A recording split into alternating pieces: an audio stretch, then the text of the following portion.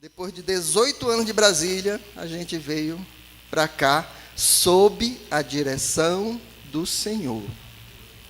A única coisa que Ele falou para a gente: vão para Brasília em janeiro de 2018 e tudo vai fluir.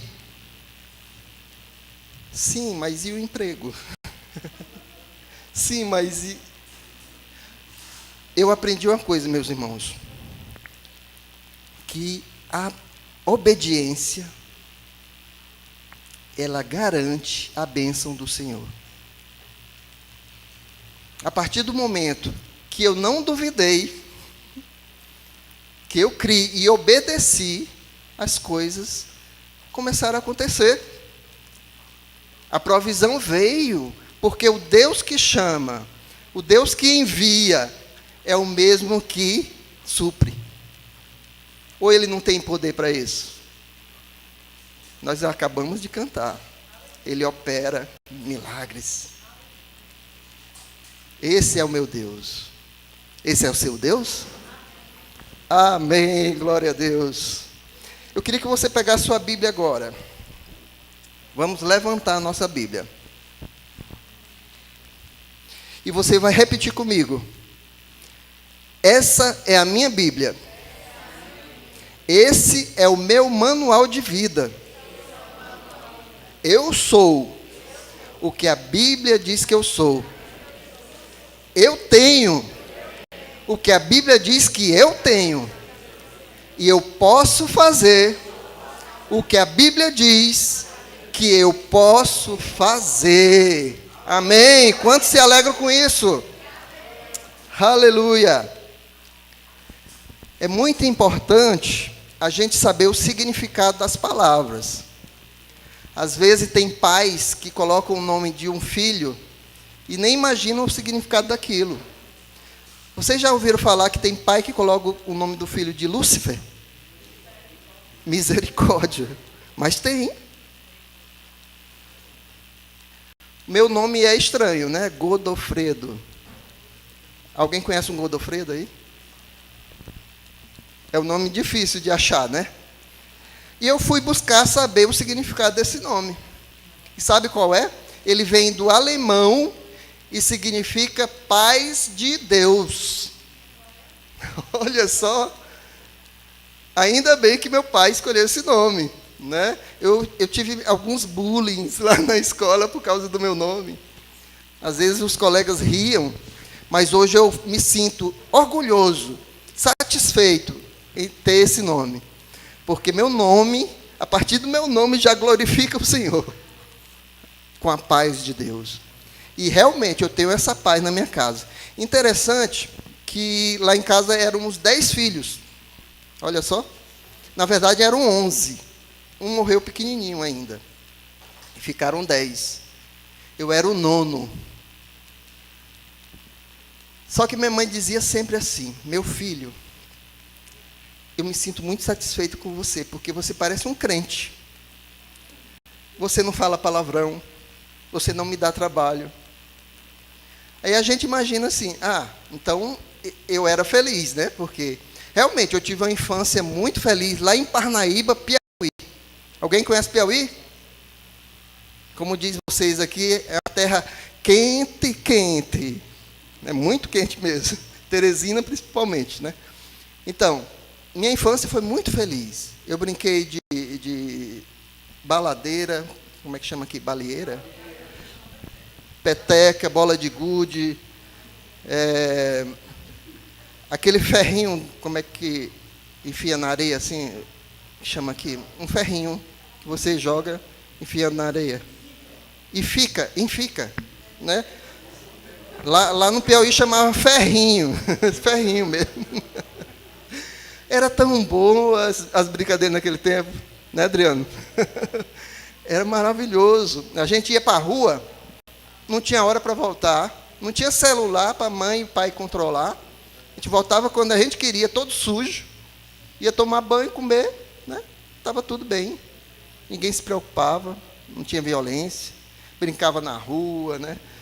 Guerreou. Era um monte de brincadeira gostosa. Outro dia eu ministrei para as crianças lá na sede, e elas não sabiam o que era baladeira. Não conheciam. Eu levei uma baladeira para elas verem o que era. É perigoso para criança, né? Matar, mata o quê? Carambolo, calango, como é que chama aqui? Aquele bicho, aquele, sobe esse, víbora, lagartixa. Esse nome mesmo. Mas vocês sabem o que significa a palavra porta? O que é uma porta? Aquilo que dá um acesso. Eu fui lá na web, né? Tudo a gente encontra lá no Google. E diz assim lá, ó, abertura com o lado vertical mais comprido do que o lado horizontal. E a base está no nível do chão. É isso, não é? É, mas não é só isso. Porta significa muito mais. Diz assim também, em casa, a porta significa proteção e privacidade. Se você quer ficar sozinho em casa, tranquilo, você vai e fecha a porta. Você está privativo ali na sua casa, né? Segundo a lei, é seu território ali, ninguém pode invadir. E lá você está também com privacidade, sozinho. Também significa no nosso trabalho, o que é uma porta? Eu tive uma porta lá, eu consegui uma porta lá no meu trabalho. A pessoa está dizendo o quê? Uma oportunidade, né? Ou sucesso no trabalho. E também, na vida como um todo, quando a gente fala que a gente entrou numa porta, uma porta se abriu, é porque algo novo aconteceu, não é isso? Algo novo aconteceu. E na vida espiritual, o que significa a porta? Significa uma escolha. Você está diante de uma porta. Você precisa escolher se vai entrar por ela ou não. Porque essas portas que existem, essas oportunidades que se aparecem, que muitas vezes parecem excelentes, nem sempre são. E o que vai garantir que a porta que eu vou passar, que eu vou entrar, eu devo fazer isso? A gente vai falar sobre isso hoje. Eu creio, eu não acredito em coincidências. Eu acredito em Jesuscidências. Você está aqui essa noite porque o Senhor quis que você estivesse. E o Espírito Santo está falando já no seu coração. O Deus que abre portas está aqui. Esse é quem tu és, Senhor. A gente acabou de cantar. Interessante que vocês, a maioria que mora aqui no portal, vocês moram num local que tem esse nome. Portal. Olha só. E o que é um portal? Não é a mesma coisa de porta? Pode ser chamado também de porta, mas tem um significado um pouco diferente. Quando a gente se refere a portal, a gente imagina algo maior, né, do que uma porta, algo bem grande.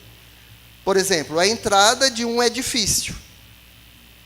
Não é uma portazinha qualquer, é uma porta grande. Né? Aqueles edifícios bem grandes, eles normalmente têm umas portas enormes, que a gente chama de portais. E vocês moram em um portal.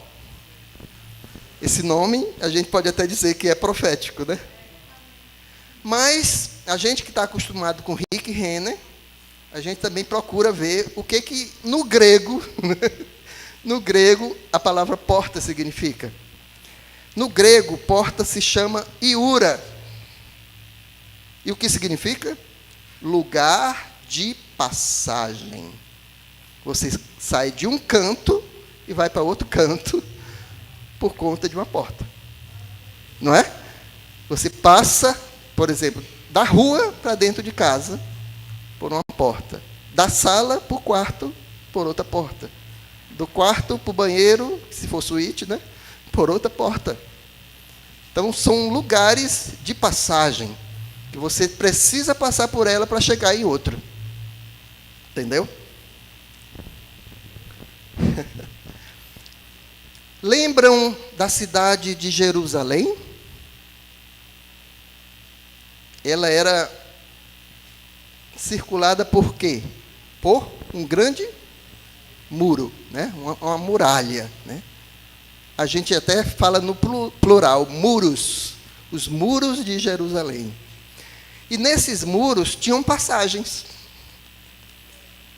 que eram verdadeiros portais, né? Bem grandes. Tudo era muito fortificado. Naquela época, se vencia as batalhas pela força. Se vencia, né? Não era por bombas, não tinha bombas naquela época, era a força. Quem tivesse mais força, ganhava as batalhas. Então tinha que construir verdadeiras muralhas ao redor para impedir que outros que tivessem mais força vencesse você, ou invadisse a sua cidade. E Jerusalém era cercada por muralhas. E também nessas muralhas tinham essas passagens chamadas portas. Cada uma dessas portas eram 12 portas. Cada uma dessas portas tinha um nome. E cada uma dessas portas, com o nome que ela tinha, significava que ela tinha uma função diferente para a população daquela cidade. Por exemplo, tinha a porta das ovelhas. Não é isso? Lembram disso? A porta das ovelhas servia para quê? Para levar as ovelhas até a cidade para serem sacrificadas no templo. Então, eles pegavam as ovelhas, passavam por aqui. Só podia passar naquela porta. Não podia ser outra porta, porque as outras portas tinham outras serventias. Então, elas tinham que passar pela porta das ovelhas. E elas eram sacrificadas ali. Mas, a gente também já leu sobre isso. Jerusalém, o povo de Deus, ele vivia em guerras. Na verdade, os povos daquela época viviam em guerras. Cada um querendo expandir o seu território, conquistar outros territórios. E viviam guerreando entre si. Até que um dia, a Jerusalém foi tomada pelos povos babilônicos. Lembram disso? Babilônia venceu uma guerra contra o povo de Deus. E o que aconteceu com a cidade de Jerusalém? Foi totalmente destruída. E os muros também caíram no chão, né? Destruiu tudo. A cidade, os muros, as portas também foram destruídas. E o povo, o que aconteceu com o povo? Foram levados cativos para a Babilônia. Lembra da história de Daniel, da história de todo mundo? Então, eles foram para a Babilônia. E lá eles começaram a viver sem a sua própria terra. Estavam morando em terra alheia. Quer dizer, eles não tinham prazer em morar ali. Mas eles tinham vontade e acreditavam que voltariam um dia, né? E reconstruiriam aquela cidade. Lembram o nome da pessoa que resolveu? Ele era copeiro do rei Artaxerxes e pediu para o rei a oportunidade de voltar para Jerusalém para reconstruí-la. O nome da pessoa? Neemias. Ele teve a coragem, né, de pedir isso. O tempo já tinha passado muito tempo que eles estavam cativos, então o fato de reconstruir Jerusalém não gerava tanto medo do rei de perder, né, o território por causa disso. Aí, o que aconteceu? Neemias conseguiu, né, a liberação do rei. Como ele era copeiro naquela época, ele tinha que fazer o quê? Ele tinha que provar de toda a comida que o rei iria comer. Se tivesse envenenado, o que ia acontecer com ele? Morria. Então ele tinha que provar, porque o rei não poderia morrer. O copeiro, tudo bem, qualquer um poderia morrer. Mas ele conseguiu a permissão. Foi favor divino. Foi por causa do favor de Deus. A gente cantou aqui, né? Existe um favor. E Neemias tinha esse favor de Deus. Tinha essa graça que a gente também cantou aqui. E ele foi lá e conseguiu muita gente para ajudar ele. né? Porque algumas pessoas tinham ficado, mesmo com a cidade destruída, algumas pessoas tinham ficado lá também. E o que aconteceu? Eles conseguiram reconstruir os muros de Jerusalém em quantos dias? 52 dias. Olha, foi rápido. Vocês sabem que aqueles muros, quantas pedras pesadas precisava, né, para levantar aquelas muralhas, e eles conseguiram levantar em 52 dias. Foi ou não foi Deus? Com certeza. E o que aconteceu com as portas? Também foram levantadas, inclusive a porta das ovelhas. Tinha a porta do peixe, tinha outras portas, né? 12 portas. Você pode até pesquisar, eu vi também na própria palavra, na internet, o nome de cada porta e o significado, a função de cada uma delas. Então, eles conseguiram realizar algo grandioso, porque o Deus Todo-Poderoso estava com eles. Sozinhos, com certeza, meus irmãos, eles não iam conseguir. Eu sei que você pode hoje estar diante de uma situação que parece assim absurdamente grandiosa, um obstáculo tremendo para você atravessar, sozinho ou com sua família. Mas eu quero te dizer hoje que o Deus que tudo pode está com você. Você está do lado do mais forte, maior. A gente falou também aqui, cantou sobre o nome de Jesus, que é maior do que qualquer nome. Janderson falou sobre isso. Não existe nada, nenhum obstáculo, nenhuma porta que possa impedir você de passar de um lugar para outro, se o Senhor tem esse propósito na sua vida. Eu poderia ter ficado em Brasília. Estava confortável para mim lá. Eu não vim porque eu estava numa necessidade, queria uma oportunidade. Não, pelo contrário, eu estava bem, minha família estava bem, e eu estava bem na igreja também. A gente tinha feito rema, escola de ministros lá. O pastor Joselito disse que tinha planos para a gente lá, já estava pensando numa congregação para a gente, olha só. E a gente, na verdade, não fui eu que decidi, foi o Senhor que falou comigo. E quando você tem convicção de que foi o Senhor, não há nenhuma proposta, nenhum prato de lentilhas que vai fazer você voltar para trás.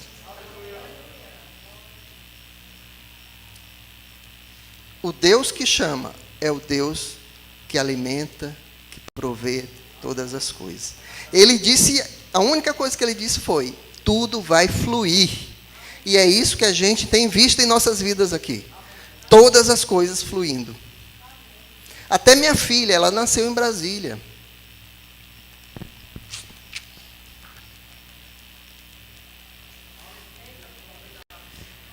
Ela poderia ter sido um impedimento para a gente.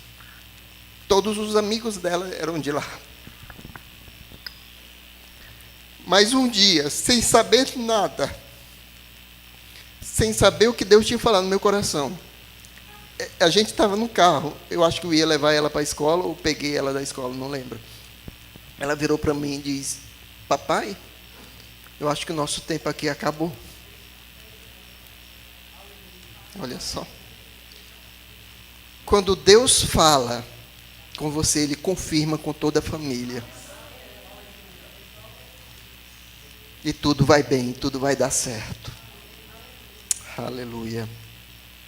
Vamos abrir a Bíblia agora, essa Bíblia que você levantou, ou seu celular, Neemias 3:1.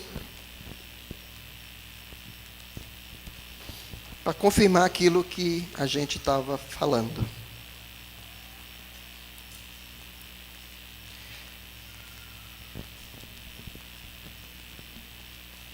Quem achou, diga amém. Quem não achou, diga peraí. Eu pero. Diz assim, Neemias 3:1. Levantou-se Eliasibe, o sumo sacerdote, com seus irmãos, os sacerdotes, e reedificaram o quê? A porta do gado ou a porta das ovelhas. Ela tinha esses dois nomes. A qual consagraram e levantaram as suas portas, e até a torre de Meá consagraram, e até a torre de Ananel. Olha só, eles reedificaram a porta das ovelhas. Lembram daquele tanque onde tinham muitos doentes, que em Betesda, que eles, quando o anjo aparecesse, na época de Jesus, né, lá em Jerusalém, já na época de Jesus, quando o anjo aparecesse, quem tivesse dentro da água, né, primeiro ia ser curado da sua doença. Imagine quantas pessoas deviam estar ali esperando aquela cura.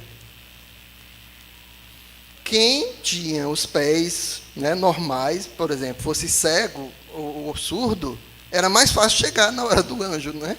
Mas quem era aleijado, como é que ia chegar primeiro do que os outros? Para mergulhar. Então tinha um homem lá, que tinha mais de 30 anos, que estava acamado, paralítico. E não tinha ninguém que ajudasse ele a levar para a água quando o anjo aparecer. Não tinha, até Jesus aparecer. Na verdade, nem precisou levar para a água, né? Jesus perguntou o que ele precisava. E ele disse, eu estou querendo ser curado, mas toda vez que o anjo vem, vai alguém na minha frente. E eu não consigo. Quanto tempo ele devia estar ali, né? Esperando a cura. Não importa o tempo. Não importa quantos anos, meu irmão, você está esperando o seu marido, a sua esposa mudar, o seu filho sair da dependência de alguma coisa, até mesmo da internet, né? Quanto tempo você está esperando a vida melhorar, a vida financeira, aquela doença sumir? O Jesus que curou aquele homem paralítico, ele está aqui hoje. Com poder, com o mesmo poder. Quem crê nisso? Amém, eu creio. Vamos abrir ali em João 5, de 1 a 4. Vamos ver um pouco dessa passagem.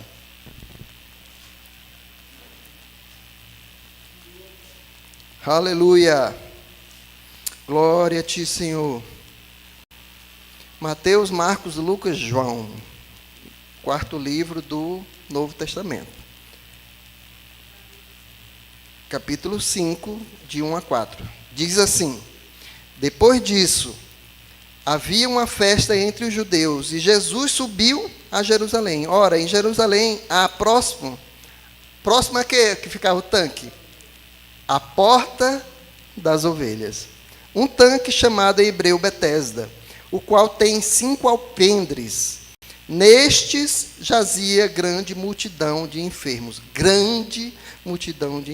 cegos, mancos, ressecados, esperando o movimento da água, porquanto um anjo descia em certo tempo ao tanque e agitava a água. E o primeiro que ali descia, depois do movimento da água, sarava de algumas enfermidades? Não, de qualquer enfermidade que tivesse. Então, ali havia poder naquele lugar, né, de cura. Mas chegou uma pessoa ali que tinha mais poder do que aquele tanque, né, do que aquele anjo. Jesus. Ele que opera milagres. Quantos milagres Jesus operou no seu ministério? Ninguém sabe. Milhares e milhares, né? A Bíblia só conta alguns. Lembra que em várias passagens diz assim: muitos chegaram até eles e todos foram curados. Imaginem quantas alegrias Jesus proporcionou àquele povo naquela época. Quem estava com câncer, que estava fluxo de sangue, paralítico, cego. Imagina um cego que não enxerga nada, nem enxergou, cego de nascença. Jesus curou. Não sabia nem o que era ver. E começou a enxergar. Poderoso. Essa mesma coisa, irmãos, está acessível a nós. Parece que a gente não tem a consciência disso. Imagine uma situação. Se você chegasse um anjo na sua casa e dissesse assim: olha, fulano, teu nome é Cássio? Cássio, eu vou passar uma semana com você aqui. Deus mandou eu fazer isso. Aí eu trouxe uma caderneta aqui que eu vou anotar tudo que você fizer. Eu vou estar com você 24 horas. Então, tudo que você fizer, eu vou anotar aqui nessa caderneta. Será que o Cássio ia fazer alguma coisa errada nessa semana? Se você estivesse no lugar dele, também ia fazer? Não. Por quê? Porque você estava vendo ali aquele anjo atrás de você para onde você vai. O Cássio seria um santo naquela semana, né? Eu não estou dizendo que ele não é, não.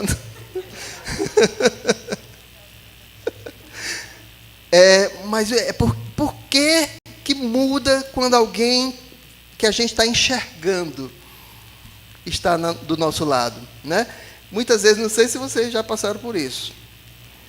Às vezes a gente está em casa com total liberdade com nossa família e há aqueles conflitos, aquelas briguinhas e tudo. Mas se chega alguém batendo na porta, vai continuar brigando? Não, parece que não estava acontecendo nada ali, né? Às vezes até nas discussões você diz assim, ó, você trata melhor as pessoas de fora do que a gente aqui de dentro, né? Por quê? Porque se acostumou com aquilo ali, com a presença do outro. Então, muitas vezes a gente se acostuma de saber que Deus existe e que está conosco. A gente se acostuma com essas palavras, mas a gente não tem a consciência da presença de Deus nas nossas vidas, senão a gente não estava passando o que a gente está passando. Forte Brasil. Deus quer que você tenha consciência da sua presença o tempo inteiro. Se a gente tiver isso, a gente não vai ter medo de nada. A gente não vai permitir que arrombem as nossas portas, que entrem com o mal na nossa casa, que os nossos olhos fiquem vendo coisas erradas quando ninguém está vendo. Mas Deus está vendo, irmãos. A internet é algo maravilhoso. Ela tem tudo de bom, mas também ela tem tudo de ruim. E ela pode se tornar um vício, uma doença. Vocês sabiam que existe doença de vício de internet? E como cortar esse mal pela raiz? Desligando. A gente que trabalha muito com família, a gente aconselha muitos casais. Infelizmente, grande parte dos homens, tem mulheres também, mas a maioria dos homens são viciados em pornografia. Quando ninguém está vendo. Ele não vai olhar quando outras pessoas estão vendo, né? E é um vício que é difícil de deixar. É como droga. É uma droga no seu cérebro. Você é alimentado, você fica viciado em estar vendo aquilo, ligando os aparelhos, né? Mas o meu Deus dá jeito em qualquer coisa. Assim como Ele cura um cego, um paralítico, Ele cura um viciado.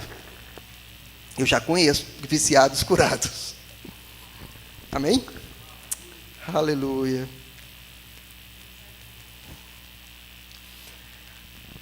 A gente está falando de portas, da porta das ovelhas. Mas tem uma passagem maravilhosa, aí também em João, agora vá para o capítulo 10, a partir do versículo 7. Jesus falou algo tremendo nesse momento. Quem achou, diga amém. Tornou, pois, Jesus a dizer-lhes: em verdade vos digo, eu sou a porta das ovelhas. Todos quantos vieram antes de mim, são ladrões, salteadores, mas as ovelhas não os ouviram. Eu sou a porta. Se alguém entrar por mim, salvar-se-á, e entrará, sairá, e achará o quê? Pastagens. O ladrão não vem, senão a roubar, matar e destruir. Eu vim para que tenham vida e a tenham com abundância. Eu sou o bom pastor, e o bom pastor dá a sua vida pelas ovelhas. A gente já ouviu muito que o Velho Testamento, ele falava das coisas que iam acontecer depois, né? A história do Abraão sacrificar o seu filho, né? Eram sombras do que iria acontecer com Jesus. E até mesmo a porta das ovelhas, uma simples porta que tinha lá em Jerusalém, ela era uma sombra de Jesus. Porque por ela passavam as ovelhas que iam ser sacrificadas. E Jesus foi sacrificado no nosso lugar.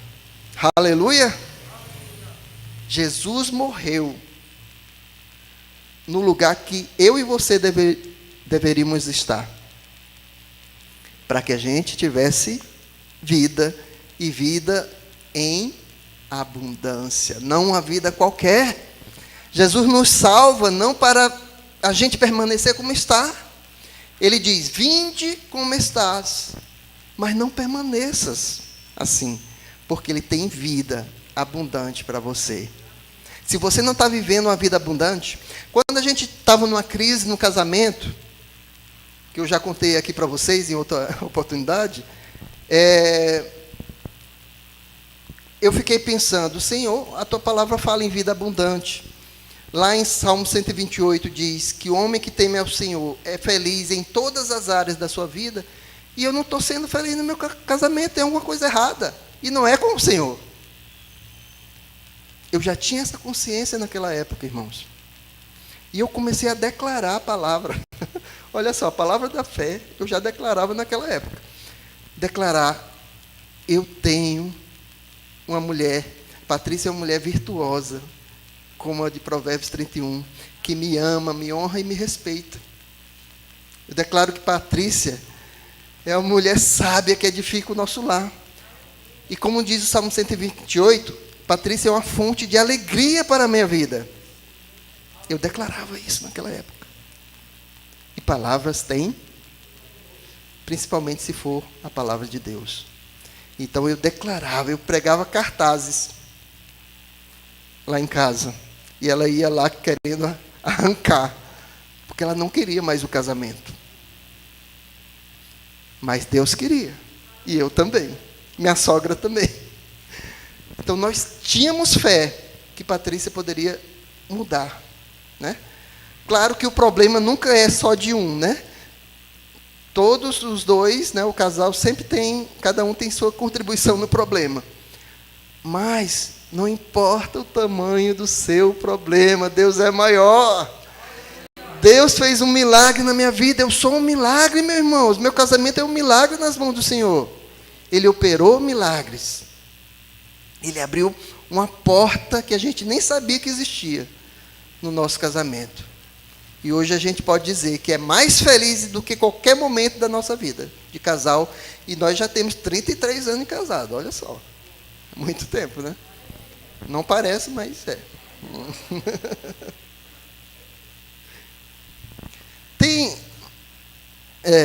Vocês já ouviram a frase: a porta que Deus abre, ninguém fecha. A porta que Deus fecha, ninguém... Onde é que está escrito isso?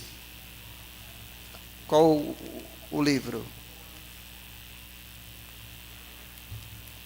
Não está escrito isso na Bíblia. Está escrito algo parecido, né?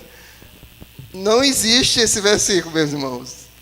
Não vá falar dizendo que a palavra de Deus diz que a porta que Deus abre ninguém fecha. Não, não tem. Mas existe um versículo em Apocalipse, que o Janderson estava lembrando aqui. Vamos abrir lá? Apocalipse 3:7.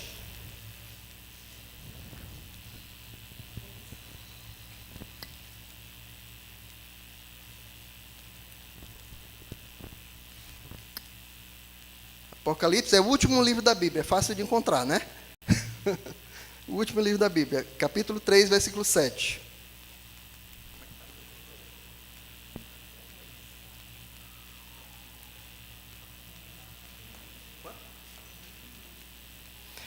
Diz assim: e ao anjo da igreja que está em Filadélfia, escreve: isto diz o que é santo, o que é verdadeiro, o que tem a chave de Davi, o que abre e ninguém fecha, fecha e ninguém abre. O versículo é esse, é parecido, mas não é a porta. Não é a porta. Mas se diz que ele abre qualquer coisa e ninguém fecha, também é as portas. Né? Mas pode ser as janelas. E essa outra frase: se uma porta se fecha aqui, outras portas se abrem ali. Está escrito onde? Na música do Kleber Lucas, né? Não está na Bíblia também, viu? Tem muitas frases que as pessoas falam que acham que está na Bíblia, mas não está. Mas é uma verdade também. Né? Se uma porta está se fechando para a gente aqui, Deus pode abrir outras portas para nós em outro lugar. Né? Não quer dizer que foi a gente que fechou. Né? Outras pessoas podem ter fechado, o diabo pode ter fechado, não sei. Mas a gente pode seguir a direção de Deus e entrar na porta certa. Amém? Aleluia. E o Senhor tem portas para a gente entrar? Existe isso mesmo? A Bíblia fala de janelas dos céus abertas, né? Existe, irmãos. Né? Se é uma oportunidade, se porta significa uma passagem, né, de um lugar para outro, eu saí de Brasília e vim para cá. Eu creio que foi uma porta que Deus abriu. Inclusive, eu queria até contar para vocês uma visão que eu tive lá em Brasília. Eu estava... Minhas visões é assim, não é aquela visão que eu perco o sentido e fico só vendo aquilo, mas eu vejo. Eu sei que eu estou vendo tudo ali com todos os detalhes. Dizem até que por eu ser desenhista já facilita, né? Que eu crio um quadro, né? Então, eu estava entrando num portal, tipo... Aqui tem muito... Vocês conhecem, né? Fazendas, aí tem aquela porteira, que também é o mesmo sentido, que abre a porteira, fecha a porteira, e às vezes ela tem até uma madeira fazendo assim. Eu vi algo parecido com aquilo ali. Quando eu abria aquilo ali e passava por essa porteira, eu vi um campo muito grande, verde, verde, sem fim. Eu não via o final daquele campo. E eu corria ali, sentia a brisa suave, né, no rosto, uma sensação assim gostosa, de muita alegria, muito prazer. Aí eu passava por determinado local e tinha umas crianças brincando num parquinho. E elas davam com a mão para mim assim. Aí eu passava no outro local, tinha uma casa e tinha um casal sentado numa cadeira, tipo uma cadeira de balança, ela sentada, ele em pé, e eles também deram tchau para mim. Depois eu segui adiante, aí parece que eu saí daquele lugar e cheguei tipo na visão de Ezequiel. Tinha muitos ossos, né, no chão espalhados, de esqueletos mesmo de pessoas. E eles começaram, quando eu passava, eles começavam a se formar novamente, com uma visão de Ezequiel mesmo, criando carne, né? E ficando vivos. E eu me vi uma alegria muito grande ali. Aí eu chegava diante de uma outra porta.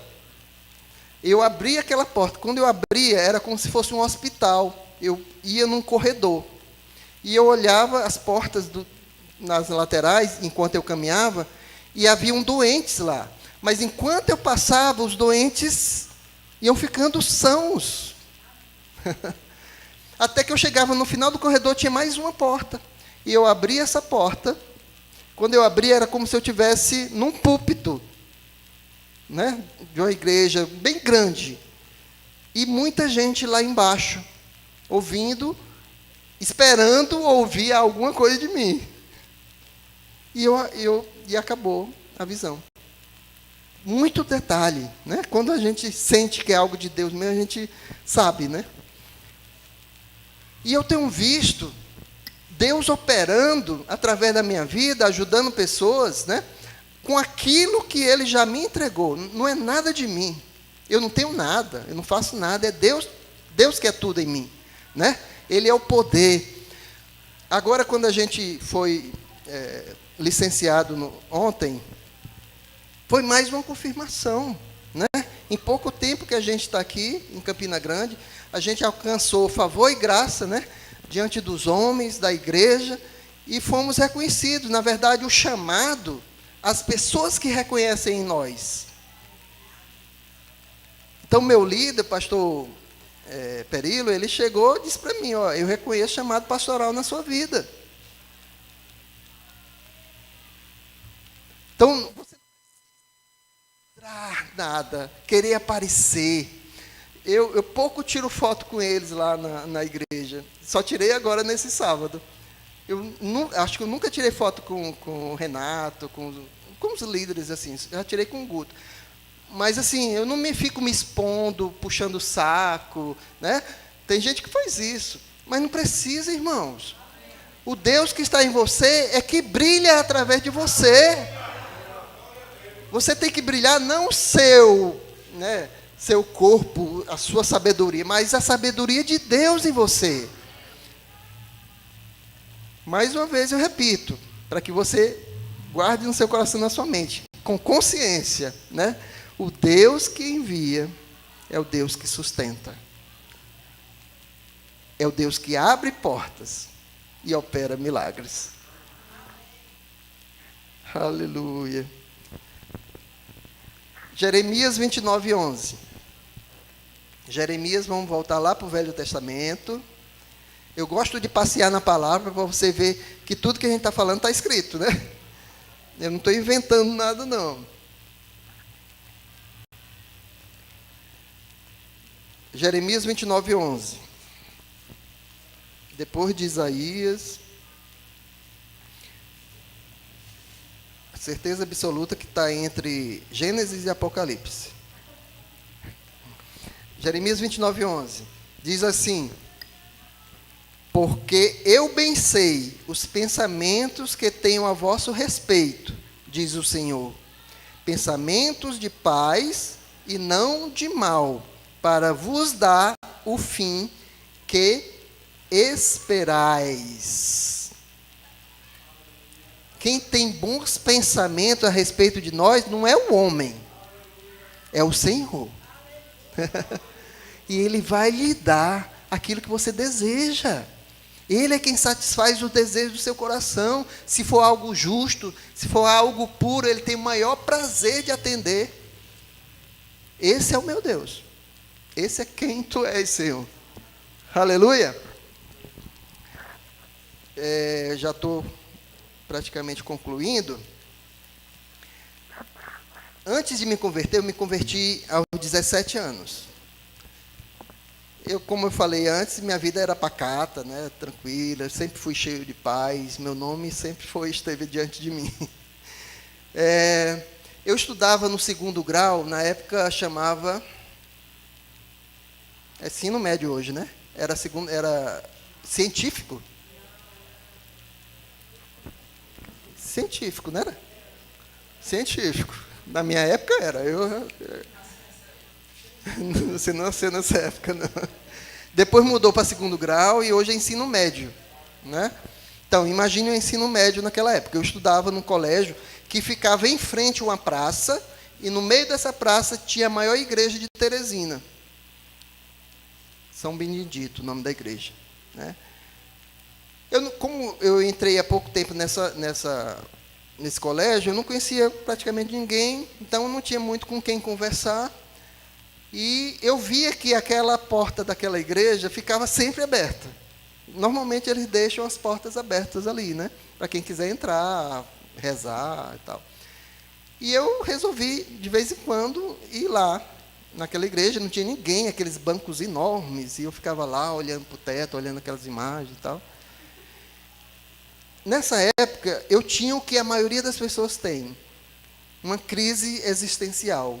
Eu me perguntava, de onde eu vim, o que eu estou fazendo aqui e para onde eu vou? As pessoas têm essas perguntas. E elas procuram a resposta em várias situações. E eu estava procurando. Só que a porta que Deus tinha para mim não era aquela que estava aberta ali, naquele momento. Porque ali eu não ouvi a resposta. Eu não me satisfiz, né, com o que apresentavam para mim. Mas tinha um amigo que eu conheci nesse colégio. Olha só como as coisas que Deus faz. Um amigo que eu conheci nesse colégio, que ele era crente da Assembleia de Deus. Só que a gente nem sabia, né? Ele era meio secreto, assim, né? Mas a gente ficou muito amigo, ele convidou para passar o final de semana na casa dele. Quando chegou no domingo, ele disse, olha, no domingo a gente vai para a igreja, você quer ir com a gente?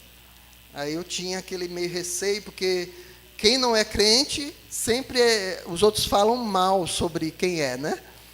São muito fanáticos, são não sei o quê, papá. Aí eu tinha aquele receio, mas ele era tão amigo que eu aceitei. Vocês acreditam que nesse dia que eu fui com ele na igreja, o pastor pregou respondendo as minhas 3 grandes perguntas? E naquela noite eu me entreguei ao Senhor, para nunca mais deixar esse caminho. O autor do caminho me mostrou esse caminho, eu aceitei e me apeguei a ele. Estou feliz da vida com ele. Aleluia. Então é isso que Deus faz, Ele abre as portas certas. Se você não sabe a porta que você vai entrar, pergunte para o Senhor. Ele sabe o melhor para você. Ele tem pensamentos bons a seu respeito e quer que você entre na porta correta. Quando a gente veio de Brasília para cá, eu não tinha emprego. Eu perdi o emprego que eu tinha, eu tive que pedir demissão. Só que aconteceu algo legal lá no meu trabalho. Eles não mais faziam um acordo com o funcionário quando ele pede para sair, para dar os direitos. Às vezes as empresas fazem isso, né? Fazem um acordo para você receber fundo de garantia, né? Seguro de desemprego, um monte de coisa. Eles não estavam fazendo isso lá. Mas eu fui falar com o meu diretor da área de comunicação. Vai que, né? Se Deus mandou, então, de repente, eu alcanço favor aqui. Agora, interessante, eram 5 diretores, o presidente mais 4. O presidente se converteu no Verbo da Vida.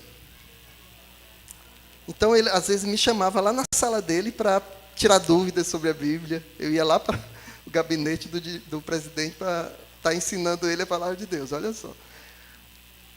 Uma das diretoras é de Campina Grande. E ela estava muito feliz quando ela soube que eu vinha para cá.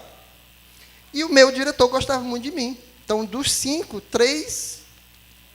né? Aí, o meu diretor só falou assim, olha, vai ter uma reunião daqui a pouco, eu vou apresentar o seu caso, né? Eu acho difícil, mas não vou dizer que não, né? Você já tem um não como resposta. De repente, vamos ver se a gente consegue algo. Aí depois, mais tarde, que acabou a reunião, eu estava aquela ansiedade, né? Orando e declarando e tal. Aí ele entrou, aí me chamou, Godofredo, vem cá. Aí eu fui.